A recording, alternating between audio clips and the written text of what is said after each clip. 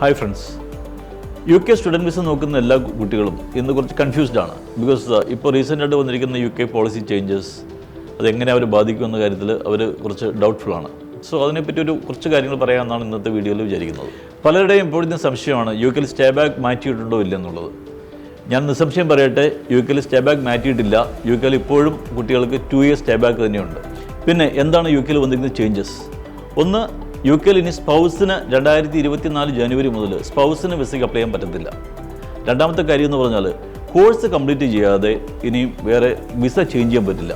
ആദ്യമൊക്കെ നമ്മൾ പല കുട്ടികളും കോഴ്സ് കഴിയാതെ തന്നെ അവരുടെ വർക്ക് പെർമിറ്റോട് മാറുന്നൊരു പ്രവണത ഉണ്ടായിരുന്നു. ഇനി അത് UK സാധ്യമല്ല. UK ഇപ്പോഴും സ്റ്റുഡൻസിന് ഒരു സേഫ് ഡെസ്റ്റിനേഷൻ തന്നെയാണ്. ധൈര്യമായിട്ട് UK വിസയ്ക്ക് അപ്ലൈ ചെയ്യാം. ഇത്രയും ചേഞ്ചസൊക്കെ തന്നെ UK വന്നിട്ടുള്ളൂ.